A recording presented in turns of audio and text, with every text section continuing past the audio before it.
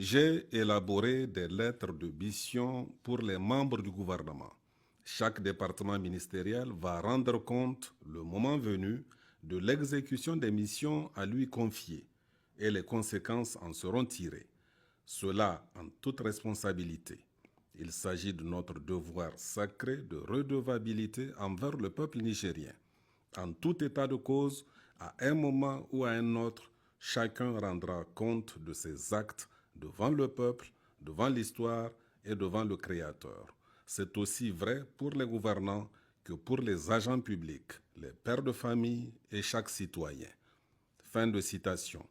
Général de brigade Abdraman Chani, président du Conseil national pour la sauvegarde de la patrie CNSP, chef de l'État. Message à la nation à l'occasion du 66e anniversaire de la proclamation de la République, 18 décembre 2024.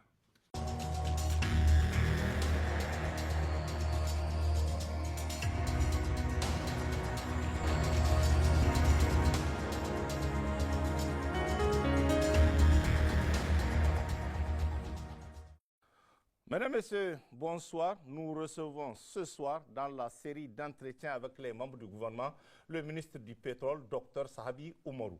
Monsieur le ministre, bonsoir et merci d'avoir répondu à notre invitation où nous allons parler au cours de cet entretien de votre lettre de mission à la tête du ministère du Pétrole. Un ministère dont nos concitoyens portent un réel intérêt car l'exploitation du pétrole qui a vu le jour depuis novembre 2012 a suscité énormément de l'espoir chez les Nigériens qui ont pensé que le brut nigérien allait améliorer leurs conditions de vie.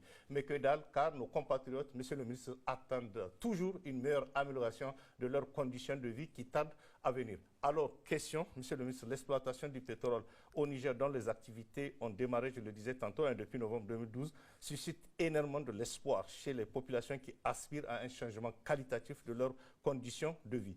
Pouvez-vous nous faire l'état des lieux de l'exploitation du pétrole nigérien depuis 2012 à ce jour et l'espoir est-il toujours permis aujourd'hui, monsieur le ministre? Merci en tout cas pour l'opportunité que vous m'offrez de parler de ce secteur combien stratégique, combien vital à l'économie nigérienne.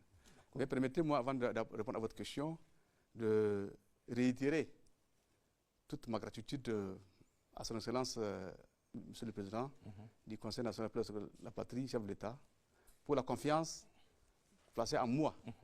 Je mesure, en tout cas, la gravité, la charge et l'attente des Nigériens qui est grande. Je peux peut-être rappeler, comme vous l'avez dit, la lettre de mission qui m'a été confiée par son Excellence, Monsieur le Président, qui tourne autour de 3 axes majeurs. Premièrement, il s'agit de renforcer le dispositif d'encadrement des ressources pétrolières et gazières afin d'optimiser leur contribution à l'économie nationale.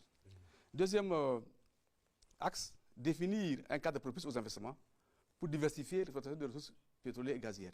Troisièmement, mettre en place un dispositif de mesure de résultats, d'évaluation et de performance des actions du ministère. Peut-être avant de répondre également à votre question, je voudrais un peu préciser. Quand on parle du secteur pétrolier de façon générale, on fait allusion à 2 ensembles. Il faut distinguer entre le secteur pétrolier dit amont et le secteur pétrolier dit aval. D'accord. C'est quoi l'amont? L'amont regroupe toutes les opérations de prospection, de recherche, de développement, d'exploitation et des travaux d'abandon, ainsi que le transport par canalisation. Le code pétrolier régit l'amont. Donc aujourd'hui, nous avons 4 opérateurs qui sont sous contrat PPP, CPP, à savoir l'opérateur le plus ancien, la CNPC, les Chinois. Les Chinois. Ensuite, on a les Algériens, CIPEX, on a les Anglais, Savannah, et dernièrement, notre joueur national, la SUNDEP, à qui le chef de l'État, en tout cas dans son élan patriotique, a changé, modifié le rôle et la place de la SUNDEP dans le secteur pétrolier. Quant au secteur pétrolier aval, il regroupe toutes les opérations de raffinage, d'importation, d'exploitation, de transport, de stockage, de distribution et de consommation de produits pétroliers. Maintenant, pour revenir à l'état de lieu en tant que tel, ce que j'ai compris, en tout cas les 6 mois que suis à la tête de ce ministère. Ça fait 6 mois seulement. Hein? 6 mois. Ah oui, d'accord. Ce que j'ai compris, il y a des enjeux qui sont majeurs. Le premier enjeu est contractuel, puisque tout se base sur le contrat. C'est-à-dire que c'est au stade du contrat, quand on négocie, que chacun des parties doit être armé, vigilante pour défendre ses intérêts. Le second enjeu, c'est le suivi. Puisque quelle que soit la qualité du contrat, le contenu de la loi, si vous n'avez pas des cadres, des agents avertis, engagés, compétents, engagés, tout serait perdu. Il faut qu'il y ait des répondants qui aient une vision vers un résultat. Donc, pour revenir à la question, qu'est-ce qu'on a fait, qu'est-ce qu'on a fait jusqu'à présent, depuis 2012, pour 2011, en 2025, on a commencé à produire, à raffiner depuis 2011. Trois éléments majeurs caractérisent cette période-là. D'abord, le premier élément, on a une production qui est en croissance. Une production pétrolière qui est en croissance. Cet accroissement est lié à plusieurs facteurs. Donc, entre autres, l'exploitation du plusieurs gisements, 112 gisements, par le consortium État du Niger. 112 gisements. Mais de manière progressive. 112 gisements. Par le consortium composé de la CNPC, d'OPIC et de l'État du Niger. Voilà un peu le premier facteur qui explique un peu l'accroissement de la production. Ensuite, on a un pipeline export d'une distance de 1950 km. 1950 km. De 1980. C'est à terre. Il y a 30 km en mer. D'accord. Ça, c'est en terre et en mer. Ensuite, on a un pipeline domestique qui relie Goumeri à la Soraz, de 462,5 km. Voilà un peu le premier facteur qui explique un peu la production du pétrole au Niger. Les 15% que le Niger a dans ce partage de contrat, est-ce que c'est justifié objectivement ou bien il y a eu un souci au niveau des négociations? Il faut dire que le code pétrolier a prévu que l'État du Niger pouvait être porté à 20%. C'est-à-dire, comme je dis, il y a les trois actionnaires. Au départ, il y avait deux actionnaires. L'État du Niger, la CNPC. Donc après, le Taïwanais est entré dans le capital. Donc aujourd'hui, le Niger a 15%. Il est porté à 15%. Okay. Il aurait pu être porté à 20%. Et on va revenir sur... Susceptible d'évoluer. Oui, les 15% pouvaient un peu renégocier, soit à 20%. Ça peut aller au-delà de 20%. Okay. Mais actuellement, les deux, 15%. Et nous sommes portés. Voilà un peu la situation. Pour ce qui est de ce premier aspect. Le deuxième aspect, c'est la mise en place d'un cadre législatif, réglementaire et contractuel attractif. Puisque, comme vous le savez, depuis 2007, on avait un premier code pétrolier de 2007. Ensuite, en 2017, il y a un nouveau code qui est beaucoup plus attractif, qui confère aux titulaires une durée de 25 ans minimum pour exploiter, 10 ans pour des recherches, on a prévu l'arbitrage, il y a beaucoup d'exos, bref, en tout cas, on a tout un ensemble de cadres qui permettent, ou qui encouragent, ou qui incitent les investisseurs à venir investir dans le secteur pétrolier au Niger. Le troisième facteur, c'est qu'il faut dire que le Niger regorge d'une potentialité pétrolière. Nous avons beaucoup de potentialités. Notre sous-sol regorge de beaucoup de potentialités. Pour ne pas dire 90% de notre sous-sol. Des potentialités mises en évidence. Mises en évidence. Pratiquement 90% de notre sous-sol est recouvert de sédiments. Deux grands bassins sédimentaires. Le premier bassin, qui est le bassin oriental, le bassin du Tchad et du Djado. Le deuxième bassin, c'est le bassin occidental, le bassin du Limanding. Et maintenant, on exploite quoi? Combien? Voilà. Donc aujourd'hui, nous avons 4 opérateurs, comme vous l'avez dit. La CNPC, le consortium CNPC Niger OPIC, il y a Savannah, CIPEX et la SONDEP. Donc aujourd'hui, en termes d'exploitation, c'est seulement la CNPC qui est en train d'exploiter. En revanche, les autres sont à la phase de recherche. Voilà. Les défis sont multiples. Le premier défi qu'on doit relever, c'est le faible taux de contenu local. Un faible taux de contenu local. C'est-à-dire? Voilà une manne pétrolière, une richesse que Dieu nous a Donné. donnée, mais que dans les faits, nous en profitons peu. Évidemment. D'abord, en termes de retombées pour le budget national. Deuxièmement, en termes d'employabilité des Nigériens, en termes d'emploi décent pour les Nigériens et en termes de prestations pour les entreprises nigériennes. Donc, en somme, c'est vrai que l'activité nous rapporte de l'argent, mais on aurait dû avoir plus. Et comme vous l'avez dit, les Nigériens avaient fondé beaucoup d'espoir. Ah, ils ont fondé beaucoup d'espoir. C'est-à-dire, il y a un paradoxe. Qui est là? Nous sommes un pays pétrolier, nous produisons du pétrole, mais hélas, dans les faits, ça n'a pas modifié fondamentalement notre situation. Monsieur, pourquoi ça n'a pas modifié cette situation et où passe cet argent? Parce qu'il y a de l'argent dedans. Oui. Voilà, où passe cet argent? Voilà. Conformément au contrat, quand on produit un baril, quelle est la part du Niger? Le premier revenu qu'il faut enlever, c'est ce qu'on appelle la redevance ad valorem, qui est 12,5%. La redevance ad valorem, qui est 12,5%. Ensuite, les 70% sont destinés à la cost oil, au paiement, au remboursement des coûts pétroliers engagés par l'opérateur de la phase de la prospection, aux recherches, développement, exploitation. 70%. Les cost oil, qui sont des coûts pétroliers récupérables. Ensuite, il reste 30%.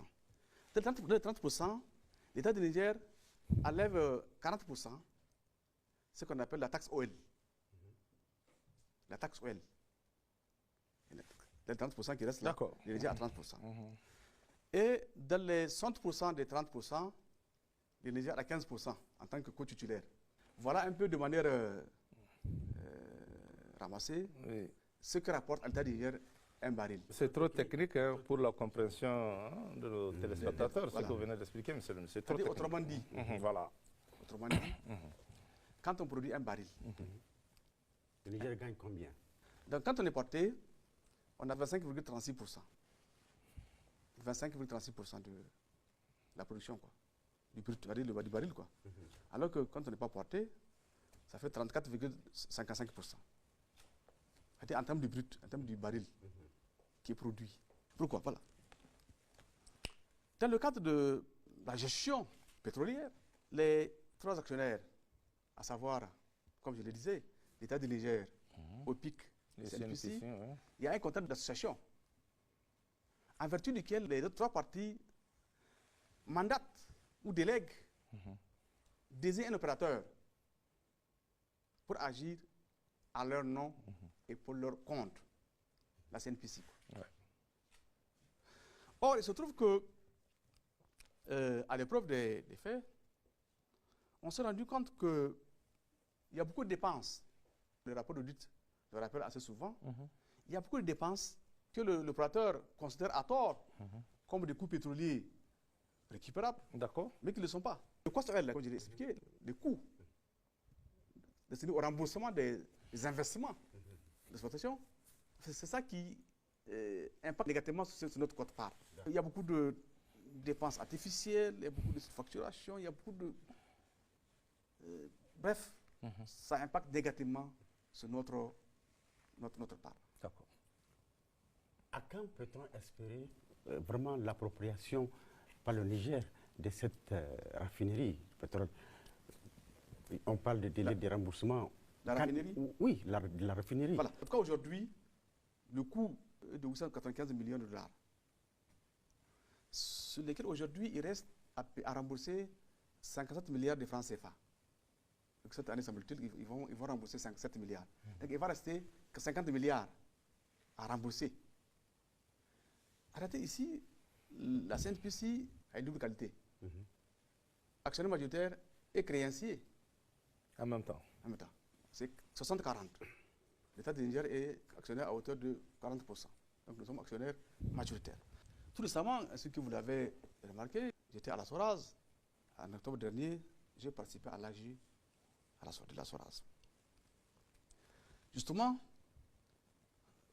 au niveau parmi les points que nous avons demandé, enfin, inscrits à l'ordre du jour de cette Assemblée générale, c'est d'abord la grille salariale. La grille salariale. Et ensuite, le plan pour nigériser les postes. Ouais. Donc là, j'avais instruit le DG pour soumettre au conseil d'administration une grille uniformisée de salaire. Voilà un point commun à tous les opérateurs. La CNPC internationale, qui est actionnaire majoritaire à la SORAS, CNPC NP et à OPCO, a signé des conventions de détachement des agents expatriés auprès de ces trois sociétés-là. Donc aujourd'hui, ces sociétés, les expatriés, sont employés par cette société, mais ils ne sont pas employés de cette société-là. C'est le statut d'expatrié qui pose problème. Voilà, c'est-à-dire, ils sont employés par cette société, mais ils ne sont pas employés de cette société. Autrement dit, l'expatrié. Ils ne sont pas comptés dans l'effectif. Voilà l'effectif. Et que la Convention dit qu'ils n'ont pas de contrat de travail avec SORAS, par exemple. Donc, ils ne sont pas payés par la SORAS. Ils sont payés par la SORAS, mais à l'expression par l'actionnaire majoritaire de la CNPC. Or, ce que nous avons écrit, Ça semble un peu compliqué, ça. Non, on a écrit à la CNPC pour dire que cette convention est illégale. D'abord, pour la SORAS, cette convention est prise en voiture du pacte d'actionnaires. Le pacte d'actionnaires qui a été signé entre l'État du Niger et CNPC. Or, ce pacte dit que l'actionnaire CNPC s'oblige à la demande de la société à mettre à disposition du personnel technique, du personnel de gestion, des ouvriers et techniciens conformément à la règlement en vigueur au Niger. Or, la convention de détachement n'est pas conforme à la convention de détachement. Donc nous avons demandé, en tout cas, nous avons écrit pour dire que cette convention est illégale. C'est le point d'achoppement. Voilà. D'accord. Et ensuite, pour revenir à ça, c'est quoi la conséquence? Comme ils ne sont pas agents, nous avons demandé d'harmoniser. Okay. Or, comme il y a un seul personnel, il n'y a rien à harmoniser. Bien sûr. Alors, on a dit, il faut uniformiser la grille. Or, comme ils ne sont pas agents, et ce qui est. Bon, c'est ce qu'on dit, mais ils sont agents. Oui, la société, elle est au Niger. Elle est au Niger. Voilà, elle est au Niger. Elle est Et installée au Niger. ce qui est assez curieux, quand on regarde, en tout cas, l'audit fait par le cabinet, a établi qu'en 2023, le salaire moyen d'un expatrié est de 8 378 $. Le salaire moyen. Alors que pour le Nigérien, c'est 658 $. D'accord. En 2024, où on a cru devoir ajuster, augmenter le salaire du Nigérien, le salaire moyen de l'expatrié est de 8 678, alors que celui du Niger est de 1 200 $. C'est pour dire qu'en fait, jusqu'à présent. Or, voilà l'enjeu fondamental. Si on veut attirer les jeunes, les diaspora, qui nous suivent, ils veulent bien venir. Tout à fait. Mais ils veulent venir peut-être en qualité de prestataire, mais pas en tant que employé, parce que bon, c'est pas. Ça pose problème. D'accord. Monsieur le ministre, avant d'aller à l'autre question, il y a deux petites questions que je voulais poser, parce que vous allez parler de nigérisation au niveau de la SORAS. Et aujourd'hui, on sait tous les documents qui sont là, sont en chinois, alors qu'ils devraient normalement être traduits depuis l'installation en français. Ça n'a jamais été fait jusqu'à la date. Puisque j'ai eu l'occasion de visiter cette raffinerie, les documents sont encore en chinois. Comment on peut nigériser ces postes avec des documents en chinois? Ça, c'est la première question. Et parlant toujours de la SORAS, parce que vous avez expliqué les conditions, on peut dire aujourd'hui que le contrat de la SORAS a été mal négocié ou pas? Parce que c'est de ça qu'il s'agit. Actuellement, vous avez à la SORAS 442 Nigériens, 129 expatriés. Oui, tout à fait. Nous avons posé la question. Mhm.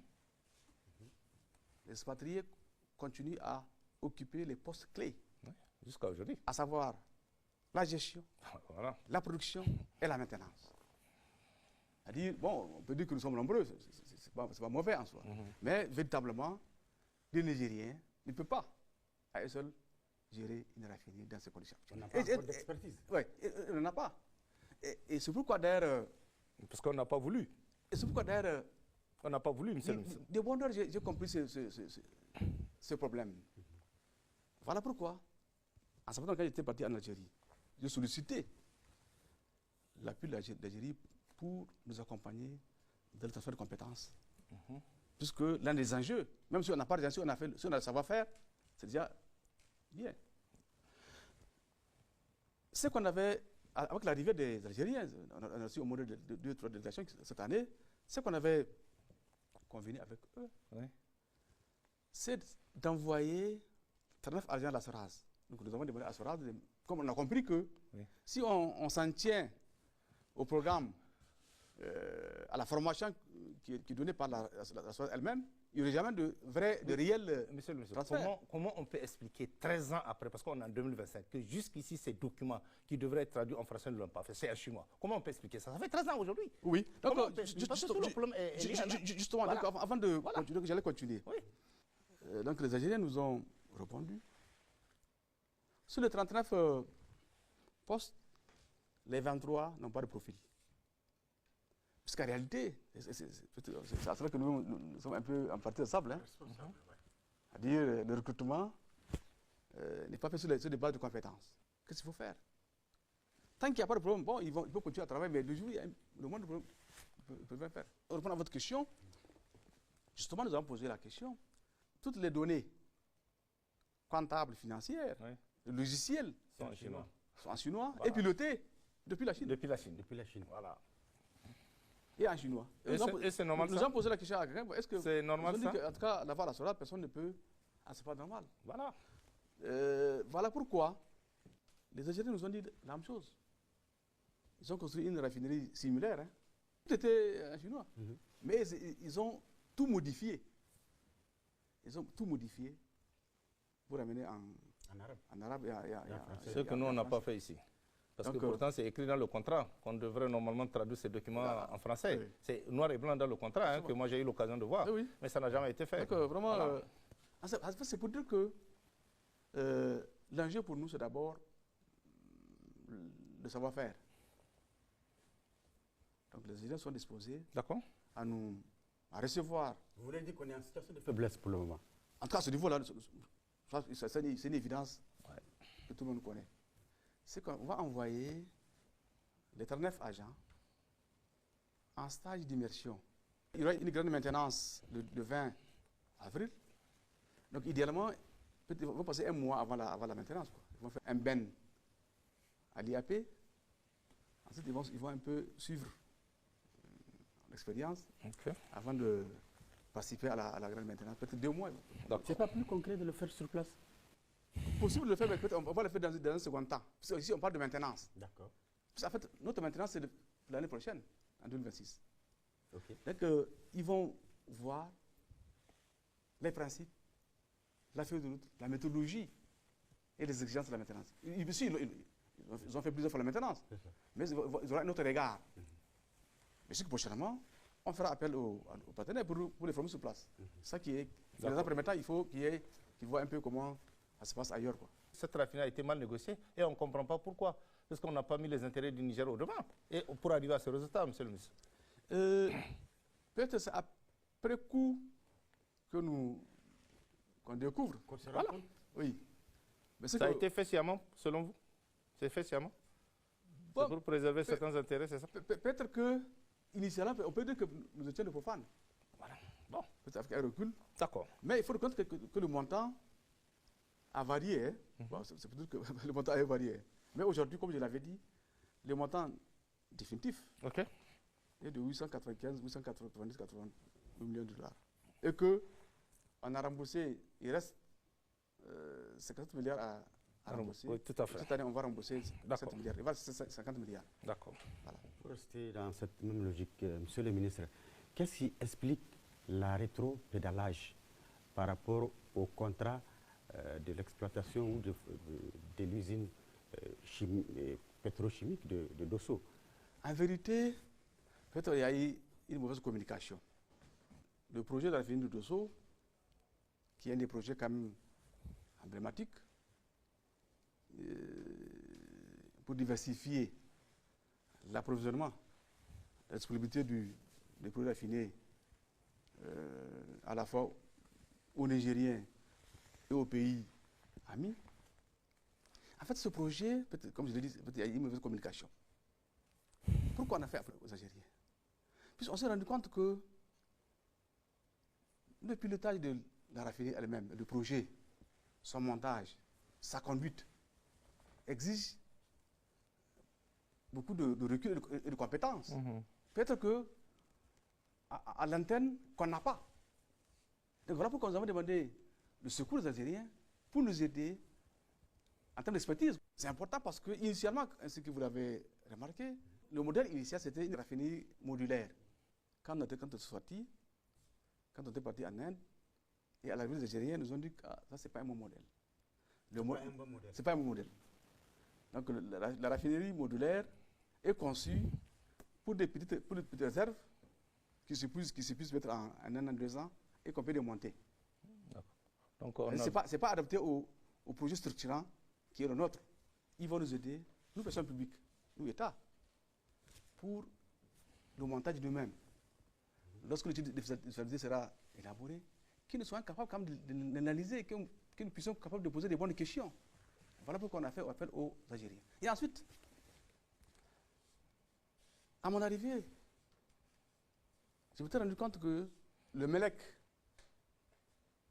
du Niger n'a pas une analyse indépendante par rapport à celle du partenaire. Donc voilà pourquoi, dès mon arrivée, on a envoyé le brut dans un laboratoire algérien et aujourd'hui on a des résultats sur la qualité du MELEC. Et c'est une bonne nouvelle, nous avons un bon produit, moins soufré, et avec lequel on peut raffiner tout ce qu'on veut. Sur la raffinerie elle-même, donc, comme vous le savez, nous avons signé un MOU avec l'entreprise Zimar. Zimar, Voilà. Pour parler de Zimar. L'entreprise Zimar. Voilà. C'est quoi l'objet du MOU? Zimar va d'abord élaborer une étude de faisabilité. Cette étude de faisabilité doit être soumise aux services compétents de l'État qui vont évaluer. D'accord. Voilà. Après, si l'État estime que les éléments sont convaincants, les garanties de financement sont données, on va au contrat avec Zimar. D'accord. Pour le moment, en fait, nous n'avons pas de contrat avec Zimar. C'est pas un contrat, on n'a pas signé un contrat avec Zimar. C'est quoi on a? Il faut préciser. C'est quoi on a? Puisqu'on a vu la cérémonie où vous étiez en fait, c'était la table de Zimar. C'était un MOU. Voilà. C'était un MOU, quoi. Qui engage le Niger? Non, mais il n'est pas engageant. Les MOU, c'est clair, hein? Il n'est pas engageant.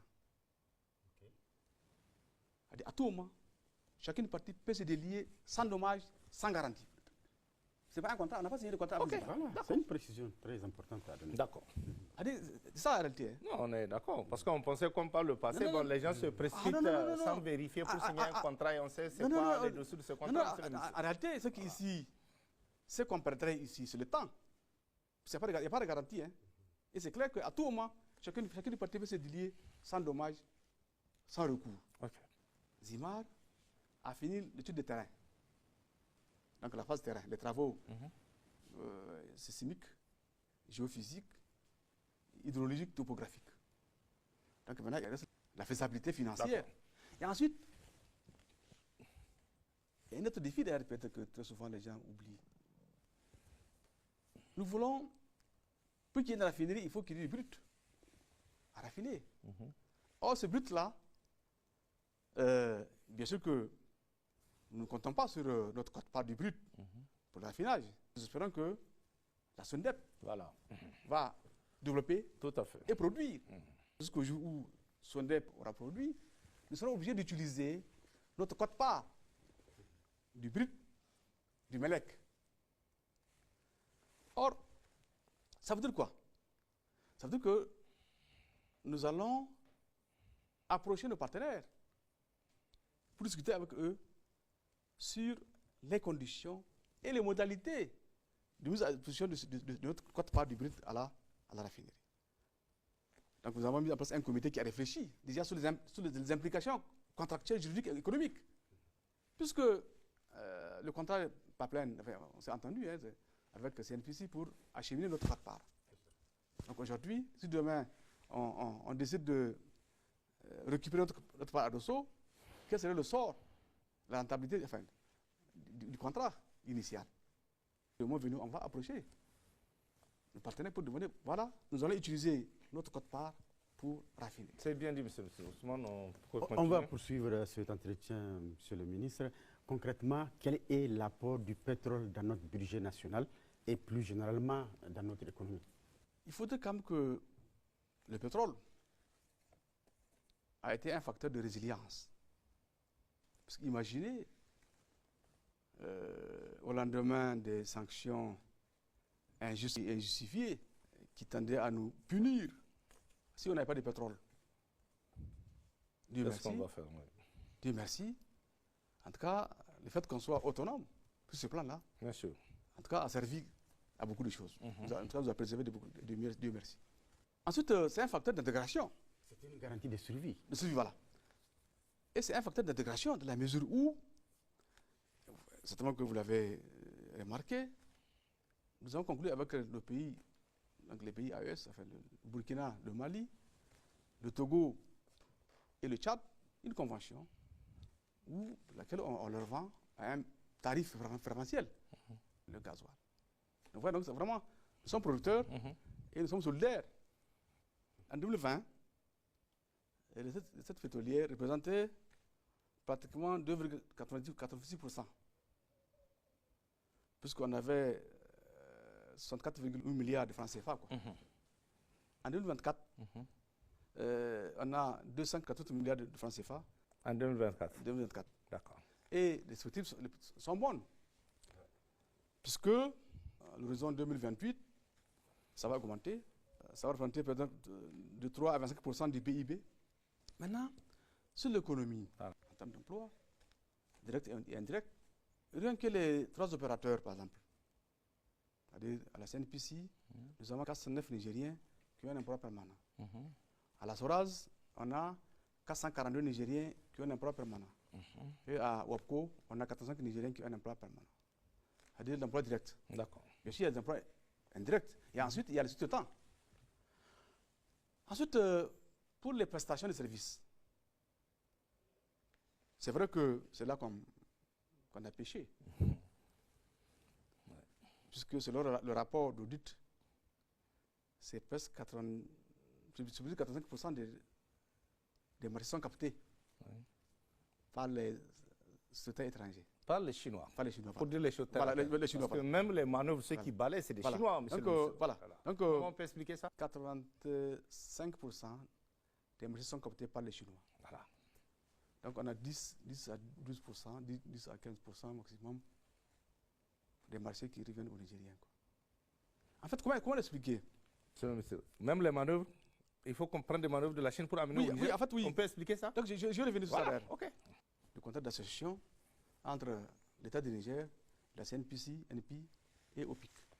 Donc nous avons délégué, nous avons donné mandat à l'opérateur CNPC pour agir en nos noms. Et on a fermé les yeux. Nous sommes en train de mettre en place des mesures pour y remédier. Donc nous sommes titulaires. Nous avons délégué à l'opérateur. Cela veut dire quoi? Chaque année, nous ne sommes pas au stade de la production de l'information, l'expression des besoins, c'est-à-dire la vraie information, quoi. Nous ne savons pas comment elle est produite. Et en aval également, nous ne savons pas comment ça a été exécuté. Donc nous intervenons à un niveau intermédiaire. Avant le 30 septembre, donc l'opérateur nous envoie le programme et le budget pour l'année suivante. Donc, à travers des comités, des sous-comités techniques, des comités techniques, des comités de gestion, des comités d'association. Il y a un dialogue qui s'opère. Mais vous n'avez pas les moyens d'apprécier la pertinence des fait, données. C'est ce qu'on n'a pas fait. Et évidemment, ce qu'on aura à dire pour valider le budget lui-même, c'est théorique. C'est vrai que théorique, le budget est théorique. C'est vrai qu'en amont, comme je l'ai dit, on n'a pas participé à son élaboration. D'accord. Parce qu'on n'a personne au niveau de la gouvernance. Et en aval également, ce qu'on va faire, c'est que, à l'image de l'autre opérateur, au PIC, l'autre titulaire, au PIC qui a 20%, il a 4 agents au niveau des postes clés. Donc nous aussi, nous allons demander, nous allons envoyer des techniciens rompus, compétents et intègres. C'est ça le défi, hein, qui seront à toutes les phases, à la production de l'information et à l'exécution du budget. 3 ans, 4 ans, quand il audite, on dit qu'on a fait telle dépense. En fait, voilà le problème. L'un des problèmes, comme je l'avais dit, c'est le coût pétrolier récupérable. C'est quoi le coût pétrolier récupérable? Ce sont des dépenses, comme on l'a dit, ce sont les dépenses encourues par l'opérateur en exécution du contrat. Or, la notion du coût pétrolier récupérable est définie par la loi, par le coût pétrolier. Il s'agit des dépenses de prospection, les coûts de recherche, les coûts de développement et les coûts d'exploitation. Oui, vous l'avez expliqué tout à l'heure. Oui. Voilà. Donc, malheureusement, dans les faits, il y a beaucoup de dépenses que l'opérateur, tous les dons, les moutons, les... Monsieur le ministre, on revient à la question fondamentale. Hein, le contrat a été mal négocié. C'est pas sociétal. Hein. Justement, si c'est sociétal, il n'y a pas de problème. Non, si le sucre qui était aux gens était toute la RSE, il n'y a pas de problème. D'accord. Non, c'est des coûts pétroliers récupérables. Vous avez tout à l'heure donné les chiffres hein, que génère l'exploitation du pétrole. Hein. Ça, on a vu en 2020 et en 2024, comme vous avez dit. Oui. On a vu c'est des milliards. Hein. Mais en ce moment, eux, les Nigériens, là, ils n'ont rien vu. Hein. Ils attendent toujours. Ça n'a rien changé dans la vie des Nigériens. Voilà. Comment on peut expliquer ça? Puisque vous l'avez dit. C'est des milliards que ça a généré. Mais où est passé ça? Pourquoi ça n'a pas eu un impact sur les Nigériens, la vie des Nigériens? En réalité, oui. Comme vous l'avez dit, nous produisons du pétrole. Nous aurions pu gagner plus. Parce qu'il n'y a pas un bon suivi des opérations pétrolières par l'État du Niger. Il y a beaucoup de dépenses. D'ailleurs, le cabinet d'audit a rejeté des montants à hauteur de 484 millions de dollars. Ah oui, c'est fait sciemment. Comme des coûts que l'opérateur a à tort considérés comme étant des coûts pétroliers récupérables. D'accord. Non justifié. Non justifié. Voilà. Ensuite, il y a double imputation. Double imputation. Oui. Double imputation. C'est-à-dire, quand vous regardez les Chinois, bien sûr. Pour parler d'eux, ils sont logés et nourris. Mais quand vous regardez leur état de paiement, c'est des indemnités de logement. Voilà. Il y a une double prise en charge. Ensuite, il y a un problème, c'est le frais de siège. Les frais de siège. Chaque année, l'opérateur à qui nous avons délégué le pouvoir prend 2% du budget, mais chaque année, à chaque fois qu'il y a audit, l'auditeur dit que ce n'est pas justifié. Soit le montant est dépassé, soit que les dépenses ne sont pas justifiées. C'est quoi les frais de siège? Ça n'a jamais été corrigé. Oui, en fait, ce que nous avons besoin de faire, c'est quoi les frais de siège? Peut-être que là-bas, au siège de la CNPC, au Pékin et ailleurs, il y aurait des gens qui sont en train de travailler, pour le compte du Niger. Que vous ne savez pas? Qu'on ne sait pas. On n'a pas la preuve du contrat, on ne sait pas qu'est-ce qu'ils ont fait, quel est le volume horaire. Et en ce moment, il y avait toujours un ministère du pétrole qui est là. Oui. Voilà. Donc, nous avons l'intention d'organiser une mission au siège pour vérifier la réalité de ces dépenses-là. Il ne fallait pas commencer par là? Peut-être que, comme je vous l'ai dit, il faut d'abord connaître pour agir. Nous avons 6 mois.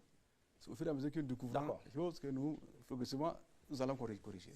Monsieur le ministre, quels sont les points saillants de notre politique pétrolière et dites-nous quelles sont les mesures prises pour renforcer le dispositif d'encadrement de l'exploitation du pétrole nigérien et des ressources qui en sont issues. À quand une véritable réforme du code pétrolier pour prendre en compte les intérêts de notre pays et l'adapter à nos réalités? En 2018, on a élaboré une stratégie nationale de promotion pétrolière qui repose sur 4 axes.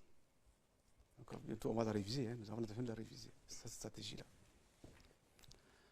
Le premier axe, c'est développer assez rapidement la production, enfin. Accroître la production pétrolière de manière accélérée. Puisqu'en réalité, c'est à travers la diversification des partenaires qu'on peut produire du brut. C'est ça la richesse, le brut. Si on a le brut, on peut soit le raffiner, soit l'exploiter. Donc, ça, c'est le premier axe de la stratégie. Le deuxième, c'est restructurer et assainir l'aval pétrolier. L'aval pétrolier, qui aujourd'hui, du point de vue réglementaire, législatif et réglementaire, on n'a pas un code aval véritable.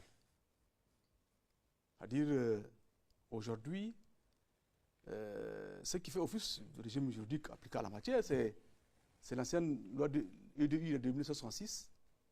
En 2014, il y avait une loi réglementant le raffinage, la distribution, le stockage des produits pétroliers, mais qui n'a jamais été appliquée parce qu'elle a pris des décrets qui n'ont jamais été pris. D'accord. Donc aujourd'hui, Ça n'a jamais été pris. Oui, ça n'a jamais été pris. Nous avons l'intention de proposer un texte, une ordonnance qui organise le secteur pétrolier aval, qui n'est pas régi par le code pétrolier. Ensuite, maximiser les retombées économiques et sociales du secteur, notamment à travers la promotion du contenu local. Il y a une stratégie qui a été adoptée en 2022 sur le contenu local. Deuxièmement, refondre le cadre sectoriel. Une refonte globale du dispositif juridique institutionnel sur le secteur. Mais le défi numéro 1, comme j'ai dit, c'est le suivi. Quelle que soit la beauté texte, quelle que soit la qualité de texte, tant qu'il n'y a pas un dispositif de suivi concret, pas formel. Le suivi qui n'a pas été fait pendant une dizaine d'années, c'est ça? En tout cas, on veut le renforcer. Ah voilà.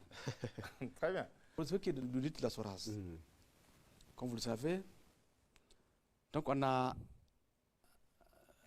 tout récemment effectué une mission à la SORAS où on a lancé officiellement l'audit. D'accord. Quel est l'intérêt de l'audit? Il va nous dire combien a coûté réellement la SORAS. La SORAS. C'est bon à savoir. Comment elle a été gérée, quelles recommandations il faut formuler pour améliorer. D'accord. Cet audit va nous révéler quelque chose d'important. Parce qu'actuellement, l'une des charges de la SORAS, c'est le coût d'achat du brut. La formule de calcul d'achat ou de vente du brut à la SORAS date de 2011. Donc il y a une convention d'approvisionnement du brut à la SORAS. C'est ça. Cette formule de 2011 qui intervenait au début de l'exploitation. Mais aujourd'hui, beaucoup d'investissements ont été amortis. D'accord. D'abord, le pipe domestique. Là. Le pipe domestique de Dagadem-Mazender, de 462,5 km, est amorti. Il est la propriété de l'État du Niger. Or, dans le calcul, de 2011, c'est normal, de 2011, ce n'est pas amorti. C'est inclus. Cela veut dire que l'audit va nous dire qu'est-ce qui reste à amortir. Amortir, d'accord. Donc l'idée, c'est que le prix du brut à la SORAS va diminuer inévitablement. Inévitablement. Puisque beaucoup d'investissements ont été amortis. Tout à fait. De pas tout le même qu'en 2011. Ensuite, le second audit qu'on va réaliser, c'est l'audit de OPCO, le pipeline Niger-Bénin.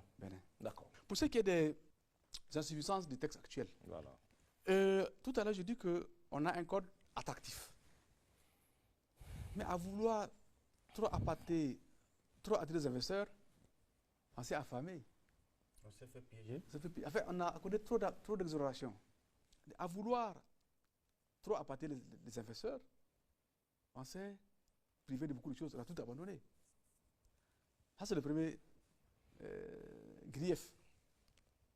Le second grief, il y a une clause dite de stabilisation fiscale, comptable et financière. La stabilité, c'est une garantie. Hein, Bien sûr. qu'on donne à l'opérateur que même demain, s'il y a une nouvelle, ne sera pas applicable. Et c'est le cas actuellement. Donc aujourd'hui, la grande AE de 2018, bon, comme c'était un avenant, ça aurait pu être un contrat, hein, Oui, bien sûr. mais c'était un avenant. D'accord. Comme c'est un avenant, elle est régie par le code de 2007, alors qu'elle était intervenue après 2018. Il ne peut pas être appliqué. Comment? Il ne peut pas être appliqué, l'avenant. Non. En fait, c'est quoi la stabilité juridique? La stabilité juridique, fiscale et comptable, et douanière. C'est que, voilà, le contrat a été signé sous l'empire d'un texte déterminé à une époque déterminée. Si demain, il y a une nouvelle bien modifiée, les dispositions du secteur, elle n'est pas applicable au contrat. D'accord. C'est-à-dire on fige. Mais à l'expérience, on s'est aperçu que si les principes doivent demeurer, il faut peut-être un peu le tempérer. Il n'y a aucune flexibilité. Oui, puisque vous voyez, tout à l'heure je vous ai dit que le contrat est signé pour une durée de 25 ans, enfin, renouvelable. Hein. 25 ans, on va comme ça. Et ensuite, derrière, l'exonération est interdite aux sous-traitants. Sous-traitants du premier degré, du second degré, du troisième degré, quatrième degré, de manière infinie. Et malgré tout? À l'opérateur, sous-traitant. Donc bref, sur ce plan, donc la stabilité doit être un peu tempérée.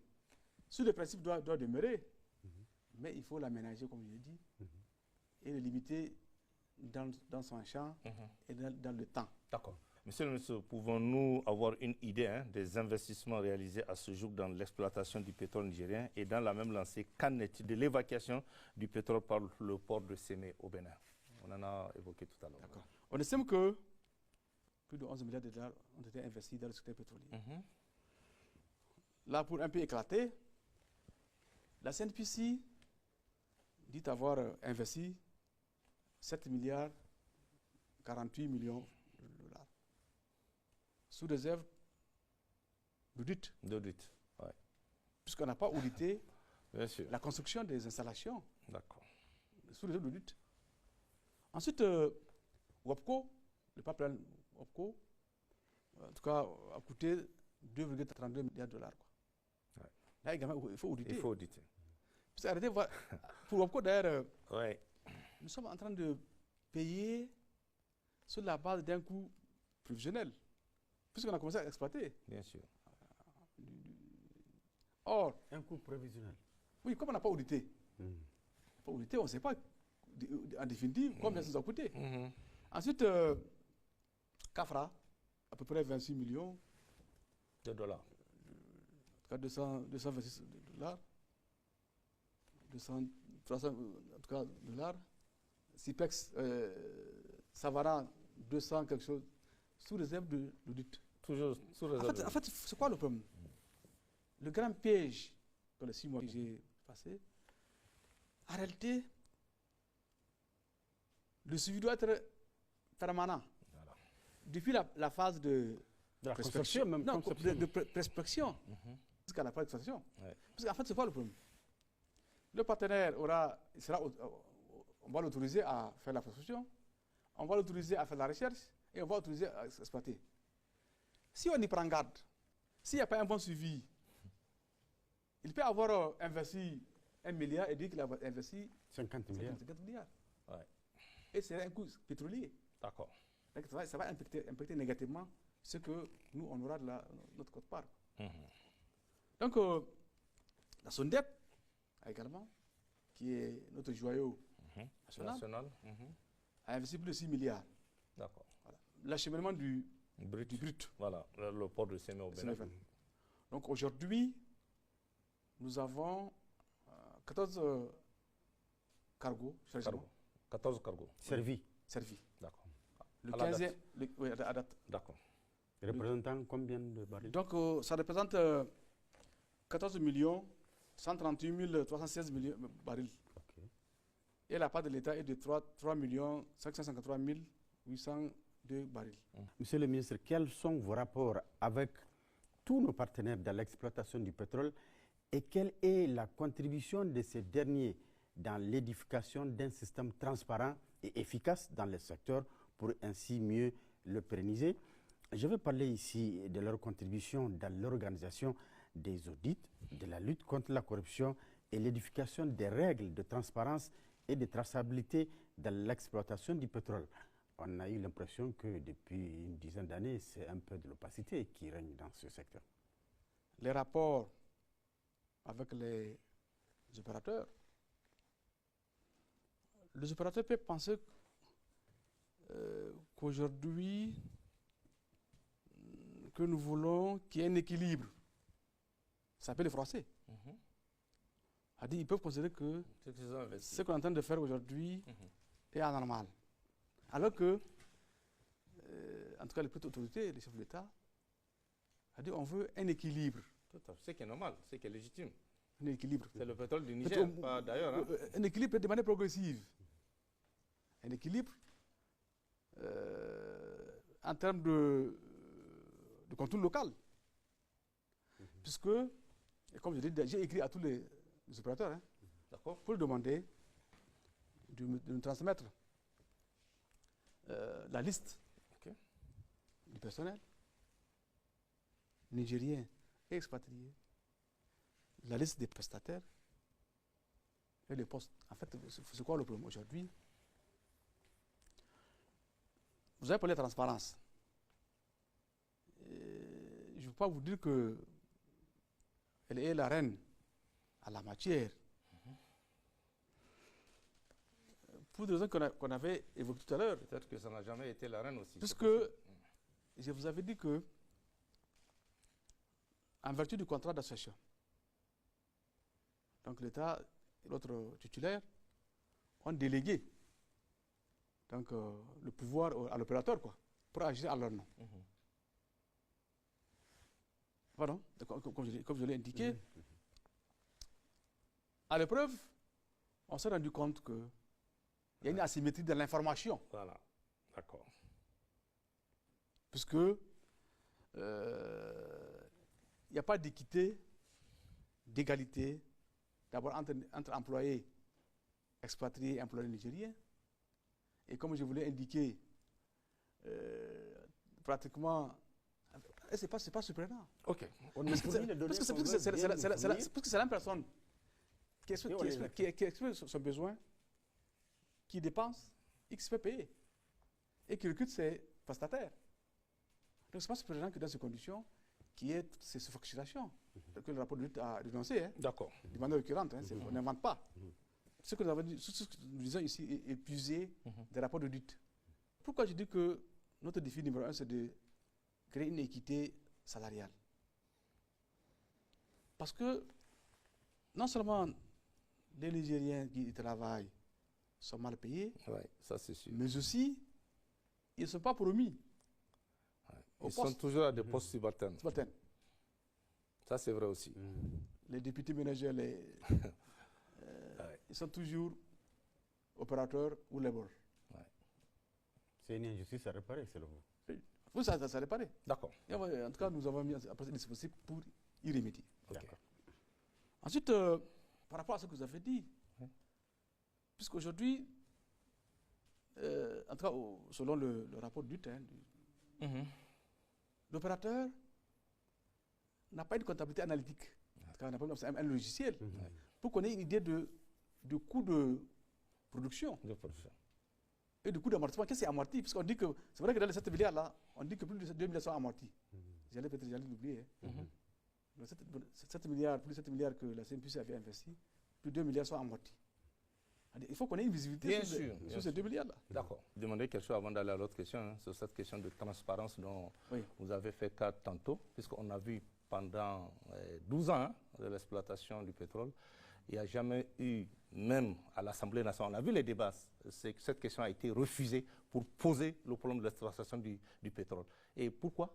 Parce qu'on aurait dû le faire bien avant. Mais on a vu même à l'Assemblée, ce débat sur l'exploitation du pétrole pendant plus de 10 ans n'a jamais été fait.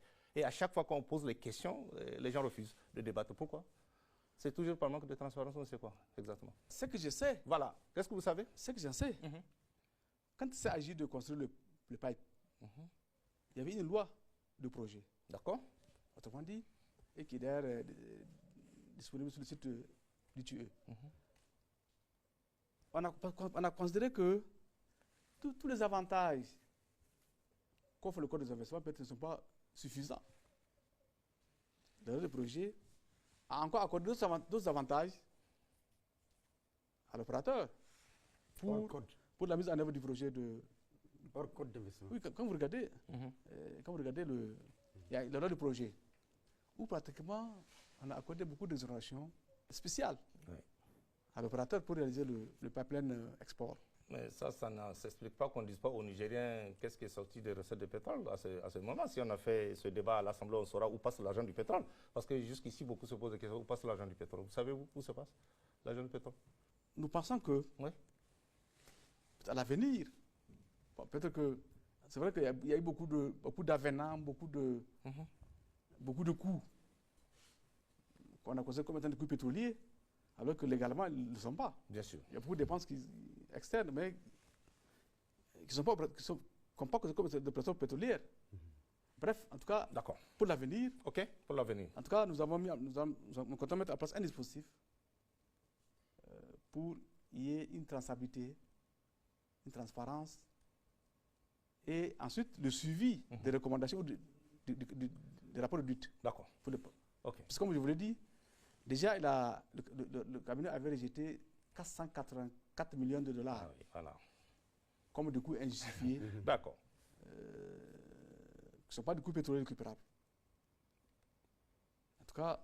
Et qui va les rembourser? Non, on va écrire à l'opérateur pour dire il faut ajuster. D'accord. Rembourser certains et ajuster certains. On va se contenter des systèmes d'écriture? Non. Mais en fait, quand on dit qu'il faut ajuster, ça va contribuer à contre notre quote-part, le facteur R. Ça ne sera pas un simple jeu d'écriture pour ajuster? Non. D'accord. Il y aura un suivi pour que. On fera tout pour que ça soit suivi des faits. D'accord. On va avancer, hein. Monsieur le ministre. La SONIDEP, comme la SORAS, connaissent quelques difficultés. Pouvez-vous nous faire l'état des lieux de la situation et quelles sont les dispositions prises par votre département ministériel afin d'y remédier? Parce qu'on l'a souvent vu, la SORAS accuse, pour dire les choses terre à terre, la SONIDEP de ne pas payer le pétrole qu'elle prend avec SORAS. Ça, on a vu ce débat, même par communiqué interposé entre les deux sociétés. Et de l'autre côté aussi, la SONIDEP, elle dit que ce n'est pas le cas. C'est où se trouve la vérité? Pourquoi la SONIDEP ne paye pas la SORAS? Ce couple vendeur-acheteur, oui, voilà. qui dit vente, dit souvent des frictions, des dettes. Enfin, oui, des dettes. C'est naturel.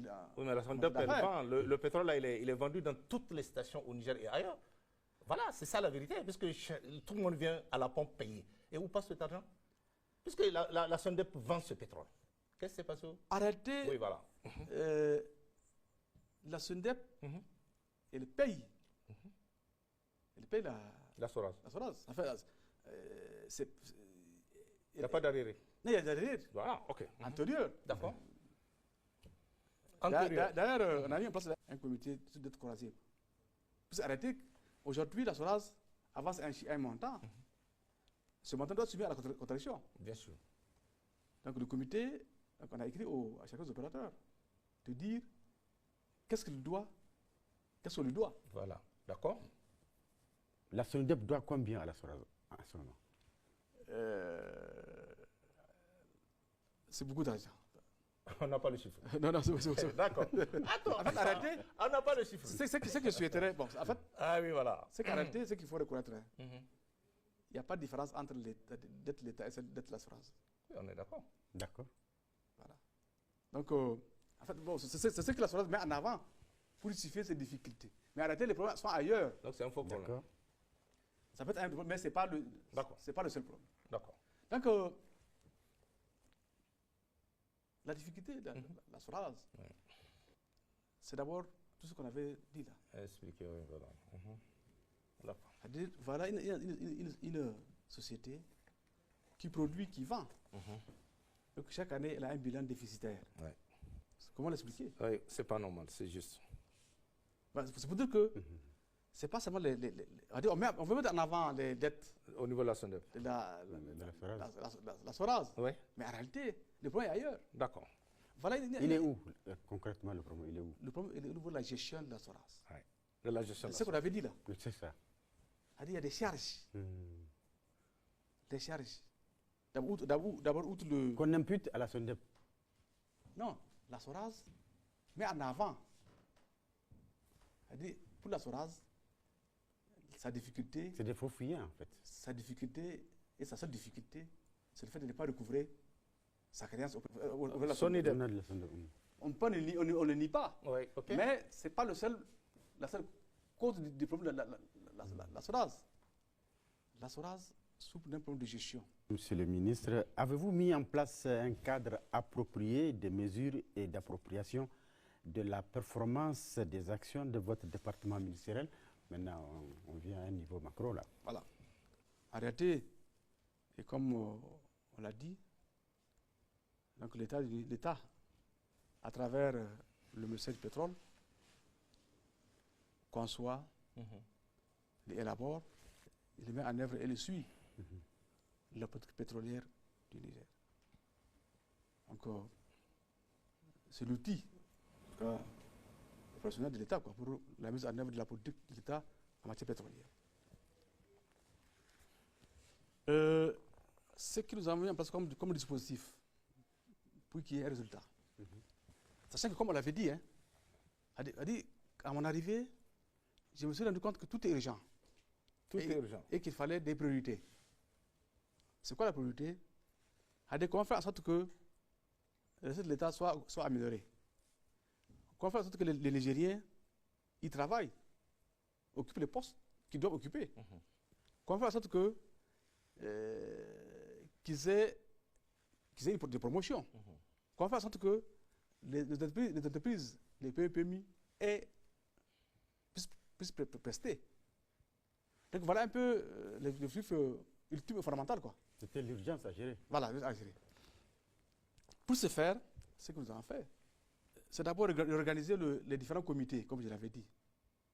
Puisque tous les opérateurs sous contrat, CPP, doivent transmettre au ministère le programme de travaux et le budget pour l'année suivante. Donc nous avons dynamisé les équipes, puisqu'il y a un échange entre les parties, quoi. Donc, les parties, il y a des sous-comités techniques, quoi, par matière, quoi, budget. Voilà. Vous êtes inscrit dans l'anticipation. Voilà. Ensuite, il y a eu des sous-comités techniques, le comité de gestion qui réunit les trois parties. C'est une discussion très chaude. Cette dépense-là n'est pas justifiée. Ça. Ah oui. Et Dieu merci, en tout cas, ça a permis de d'élaguer beaucoup de dépenses qui étaient injustifiées, que s'il n'y avait pas cette vigilance, ça allait passer. Ça allait passer. Et ça allait jouer, sachant que toutes les dépenses jouent, bien sûr, impactent négativement. Et à l'arrivée, quand il s'agit de valider le projet, il y a beaucoup d'acquis, en fait, pour les choses qu'on avait, beaucoup de points. Outre le fait que beaucoup de dépenses ont été élaguées, ont été supprimées parce qu'elles ne sont pas justifiées pour cette année, quoi. D'accord. Sur l'assistance juridique, l'opérateur a un avocat qui le paye. Et les frais d'avocat sont considérés comme étant les frais de coût pétrolier. Ouais. Nous avons exigé à ce que nous aussi qu'on ait la possibilité d'avoir un avocat. Pourquoi? Parce que, si vous vous rappelez, on avait négocié le contrat d'avance là, pour commercialiser ensemble le brut. Oui, d'accord. Or, ils avaient des avocats qui les guidaient. Qui les guidaient. Et nous, on n'a pas. Et les frais de l'avocat, là, sont des coûts pétroliers récupérables. Ouais. Or, ici, nous sommes en position d'intérêt. Bien sûr. Pardon? Or, Nous, on n'avait pas ces avocats. Non, nous, on n'a pas pris d'avocat. On n'a pas pris d'avocat. De tout temps, on n'avait pas d'avocat. Non, on a des cabinets qui nous Ok, assistent. d'accord. Oui, on a des cabinets qui nous assistent. Ok. Mais il faut des conseils spécifiques. Bien sûr, bien sûr. Donc, désormais, Mhm. on a essayé d'obliger que l'État du Niger a droit à une assistance juridique. D'accord. Permanente. Oui, comme l'opérateur. C'est ça. Ok. Pour finir, hein, Monsieur le ministre, dans le cadre de la Confédération AES, avez-vous ou envisagez-vous une politique commune en matière d'exploitation des ressources pétrolières? J'avoue que, bien sûr, c'est une ambition. La Confédération, quand même, c'est notre espace Commun. d'intégration. Mais jusqu'à présent, on n'a pas encore discuté avec les autres. Le Mali et le Burkina Faso? autres Vos ministères. collègues ministres. Comme, vous savez, nous sommes les seuls pays producteurs de pétrole. Du pétrole. Et ils sont plus Dans le- consommateurs que producteurs, quoi. Nous n'avons pas oublié nos amis. Oui, bien sûr. Et voilà pourquoi, comme je vous l'avais dit, nous avons signé des conventions D'accord. avec la SORAS pour vendre, en tout cas le gasoil ou en tout cas le produit bien affilié sûr. à un prix préférentiel. Ouais. Je fonde l'espoir que dans les prochains mois, D'accord. nous allons nous réunir pour définir une politique commune D'accord. sous l'impulsion des plus hautes autorités. Monsieur le ministre, quel sera le mot de la fin? Nous allons mettre en place un dispositif de renforcement des capacités des acteurs nigériens, que ce soit le personnel, que ce soit les entreprises. Puis arrêtez, tout repose sur la compétence. Puisque quelle que soit votre richesse, si vous n'avez pas de ressources humaines, les entreprises capables de les porter, on sera toujours victime des investisseurs, Des abus. des abus. Il y aura toujours cette asymétrie de compétences. C'est ça, c'est ça. Bien sûr que, inévitablement, on doit se faire accompagner par des cabinets, mais il faut que soi-même, qu'on soit capable de poser des bonnes questions C'est ça. pour ne pas rater le coup. Et c'est pour ça que nous sommes allés en Algérie. OK. Nous avons la conviction que nos frères algériens sont disposés à nous accompagner dans le renforcement des capacités de nos acteurs, et en amont et en aval. Merci, monsieur le ministre. Et pour beaucoup plus de transparence, hein, je dois ajouter qu'il a manqué pendant plus de 10 ans dans l'exploitation du pétrole. Ou bien, monsieur le ministre. Oui. Et c'est sûr qu'avec le CNSP, cela ne souffre d'aucune ambiguïté. Ah oui. En tout cas, Oui. la volonté du CNP, comme Elle je est l'ai dit, c'est d'équilibrer, Oui, tout à fait. un équilibre pour D'accord. que cette manne soit profitable aux Aux populations. populations. Ah oui, bien sûr. La souveraineté, On tend vers gagnant-gagnant. voilà, D'accord. gagnant-gagnant ne soit pas un vain mot. D'accord. Merci. Merci, beaucoup. merci, monsieur le Ah, ministre. merci. Merci beaucoup. Merci. Merci. Mesdames, messieurs, c'est la fin de cet entretien. Merci de l'avoir suivi. Et nous poursuivons cette série d'entretiens avec les ministres tout au long de cette semaine. Excellente soirée à tous. Au revoir.